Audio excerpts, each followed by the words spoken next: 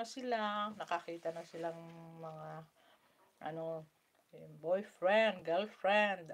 Nako guys. Wala na yan. Hindi na yan parati sa bahay. Diba? Iiwanan na tayo. At sasabihin, okay mama, ako ay mag-asawa na. Nako. Yun guys. At tayo, makikita natin ay tumatanda na tayo pag may mga apo na tayo. Di ba?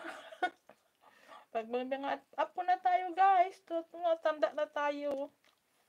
Kaya yan. Sana habaan pa tayo ng buhay. Di ba? Habang pabigyan pa tayo ni Lord na mahabang buhay. Para makita natin din mga apo natin. Kasi ang mga anak ko, ang dalawa kong anak, wala pa silang mga apo. Wala pa silang mga anak. Wala pa akong apo. Sana guys. Kakamiss din na makita natin ang mga anak natin na may mga anak na sila. Stability ba? Yung may na sila, bahay, work, family, and their own. Yung bang okay na sila para hindi na tayo mag-aalala, di ba? Kaya ng buhay, di ba guys? Pag may mga anak tayo, malalaki na at iiwanan na tayo at sila ay na din ang sarili nilang buhay. Di ba? Ganyan tayo. Advice lang tayo sa kanila. Tulong lang tayo sa kanila kung anong dapat gawin, kung hingi sila ng advice, kung ano. Di ba? Nandito lang tayo. Ganyan ang mga magulang. Being a parents, mga magulang dyan, tayo lang ay advice sa mga anak natin. Nasa mabuting kalagayan at makatulong tayo sa kanila.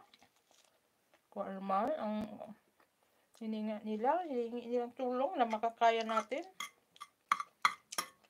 Dahil tayo guys, hindi tayo forever sa lupa. May tayo. May katapusan din tayo, guys. Yan guys, talaga buhay, ganyan. Guys, naka 1 hour na tayo. Kaya ko dito, kaya yaw ko. Naka 1 hour na pala tayo.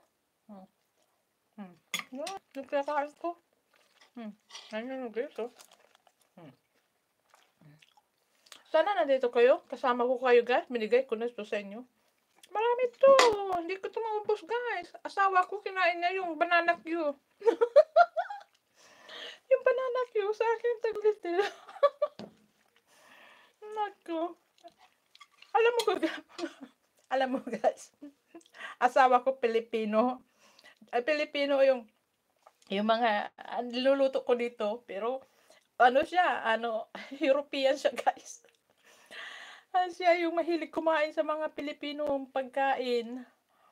Kaya yan guys, kahit wala dito yung bang saging na saba, ang ginagawa ko, yung isang saging, yung bang saging dito. Yun ang ginagawa kong banana Q.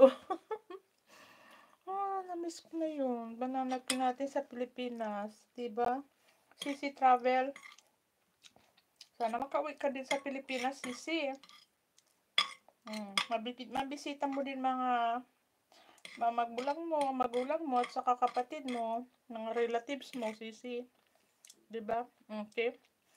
Thank you so much guys. Naka 1 hour na tayo. Dito ko natatapusin. Huwag kalimutan guys, thumbs up and share itong live streaming para mabalikan ko kayo guys dahil hindi ko kayo makita dito sa akin Hindi ko talaga makita. Yan. Nawala na din yung moderator ko. Ewan ko kung anong nangyari.